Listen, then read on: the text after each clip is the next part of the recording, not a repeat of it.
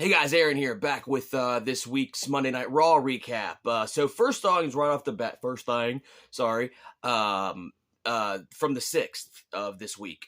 Seth freaking Rollins gave Sami Zayn an opportunity for the championship in the main event. That was like the first thing that happened. So we already knew it was going to be into a really great episode, but we did not.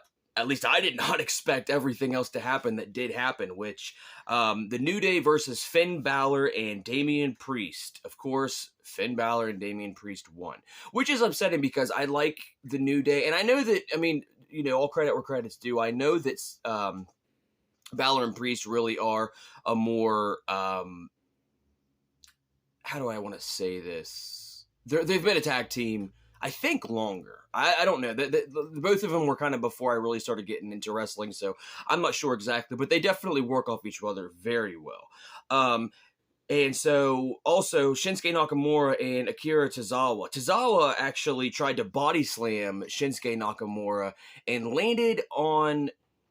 landed his back on Shinsuke's knees and got pinned. And as somebody with back pain, I knew that freaking hurts, so I can see why he lost. Plus, Shinsuke Nakamura is a beast. Now, I'm not saying that Akira Tozawa is not, but he's still got a little bit to learn, I think, and that's going to be help, from the Alpha Academy, specifically Chad Gable helping him out there. But then Otis got in the ring and Nakamura left. So, and I understand why, because I think any smart person with a brain on their shoulders would have been scared of Otis and just left. There's a fatal 4-way opportunity at Gunther, and The Miz actually won. So, and I've been saying this for a little bit. Once again, I'm still relatively new to the wrestling world. And I know that The Miz was kind of the golden boy for a while, so I wonder if we're going to start seeing that again. Because I love it whenever we start seeing serious sides of people that have, because honestly, The Miz has been, and I'm still new, but I know enough that The Miz has been kind of a joke when it comes to WWE lately. So I wouldn't mind seeing a more serious side. I think I've talked about that before, but I definitely would love to see it, especially if he's going against Gunther. The Creed brothers and Ivy Nile are officially on Raw. They lost to, who did they lose to? Give me a second, because it's been a couple weeks now. Schism. And so now they got kicked out of NXT, but they're officially on Raw now, and I love to see what that's going, because the three of them together are beasts. And Johnny Gargano and Ciampa went against the Creed brothers for their first official match on Raw. But Ludwig Kaiser snuck in and started messing with Gargano and Ciampa and actually gave the Creed brothers their first win. I personally think that it was going to go that way anyway, had there not been the interference, but, with the interference, that's what we ended up getting. Women's Battle Royale. It was Natalya, Nia Jax, Kaden Carter, Kiana Chance, Chelsea Green, Piper Niven, Indy Hartwell, Maxine Dupree, Shayna Baszler, Tegan Knox, Zoe Stark, Raquel Rodriguez, and Nikki Cross all fighting to get the opportunity to fight Rhea Ripley. It was intense. Maxine Dupree got Piper Niven out, which was awesome.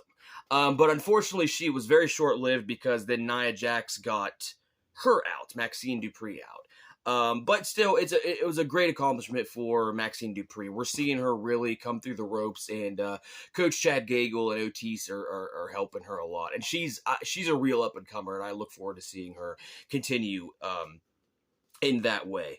Raquel Rodriguez pulled Chelsea Green's hair and dropped her out of the ring, which is funny because I've said it before, and I do like Chelsea Green, and I do think she's a great talent.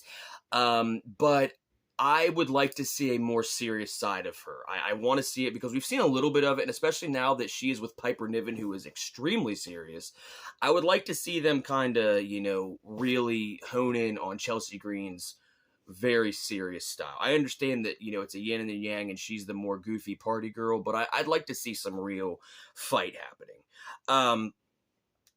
But Ivy Nile kicked Natalya out, which I was bummed to see because I really like Natalya. Nothing against Ivy Nile, but I really like Natalya. Nia Jax kicked out Tegan Knox, and Baszler, Stark, and Rodriguez all teamed up to get Nia Jax out of the ring, and it worked.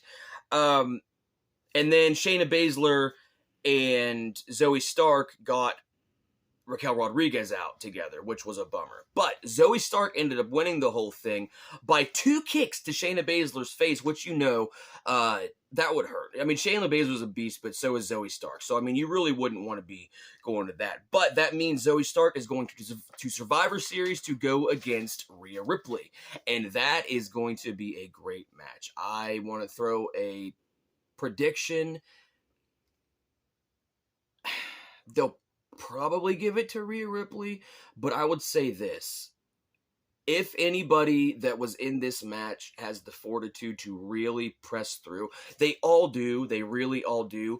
But Zoe Stark is not someone to be trifled with. She is a beast. And so I really think that she's going to give Rhea Ripley a run for her money at Survivor Series. So we'll see those as it unfolds. And on to the main event. Sami Zayn versus Seth freaking Rollins.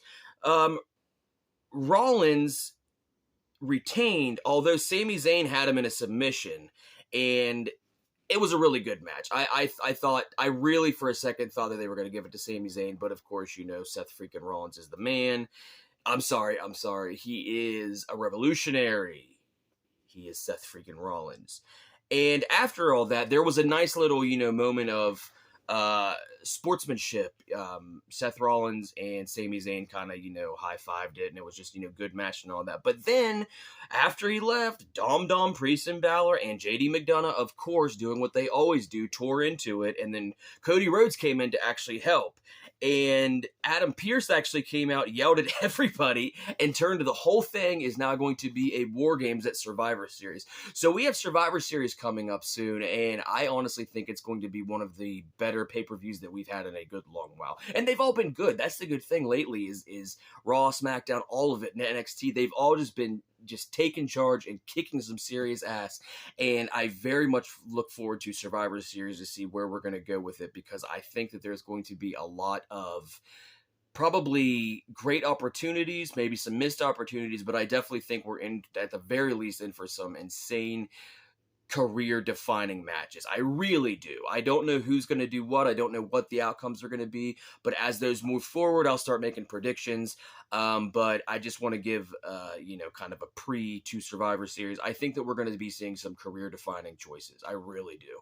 And I hope we do, because some of the people really need to kind of come up in the ranks a little bit. And don't get me wrong, I love Seth freaking Rollins. I love, Cody Rhodes. I love these people, but they've been champions. And I'm not saying they shouldn't stay champions, but I'd like to see some of the underdogs come out, Akira Tozawa, let him see something. As much as I don't like the Judgment Day, I wouldn't mind seeing JD McDonough kind of, not necessarily break away from the Judgment Day, but kind of maybe curve a path on his own. So even though he's still in the Judgment Day, he's specifically going against people that he wants to go against. I don't know. Those are all just predictions, and I may be wrong, I may be right. We'll see as everything unfolds. And until next time, I will leave you with this, and have a good one.